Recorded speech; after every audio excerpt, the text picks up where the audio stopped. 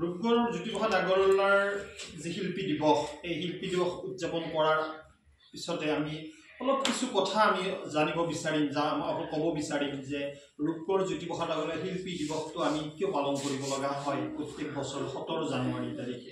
কাৰণ আমি সকলোৱে জানো তেখেত আছিল ৰূপান্তৰৰ এগৰাকী নায়ক মহান স্ৰষ্টা তেওঁ। কাৰণ তেওঁৰ এনে এটা বিষয় নাই, এনে এটা চিন্তা নাছিল যে প্ৰত্যেকটো বিষয়তে তেওঁৰ যি অগ্ৰণী ভূমিকা সেই ভূমিকা আমি মানি ল'বই লাগিব। তেখেতে এগৰাকী কবি আছিল, তেখেতে চিত্ৰকাৰ আছিল,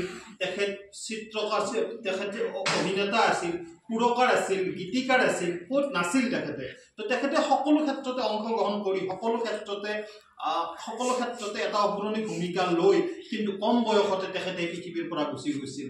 কিন্তু তেখেত গুচি যোৱাৰ পিছতো আজি আমাৰ সমগ্ৰ অসমীয়াই তেখেতক ইমান শ্ৰদ্ধাৰে ইমান আকুলতাৰে তেখেতক মনত ৰাখিছে, সেয়া আমি সঁচাকৈ এটা আনন্দৰ বিষয়।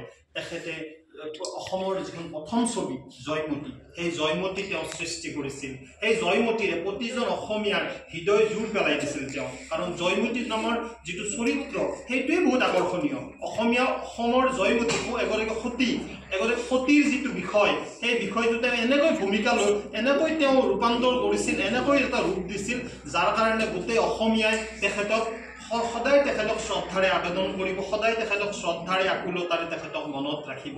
আজি আমাৰ 17 জানুৱাৰীৰ যি শিল্পী দিৱস, এই শিল্পী দিৱসক তেখেতৰ প্ৰতি আমি আকৌ এবাৰ শ্ৰদ্ধা জনাই আজি আমাৰ যিখিনি ছাত্ৰ ছাত্ৰীসকলে তেখেতৰ ফটোখনত মাল্যাৰ্পণ কৰিব, তেখেতৰ প্ৰতি শ্ৰদ্ধা নিবেদন কৰিব।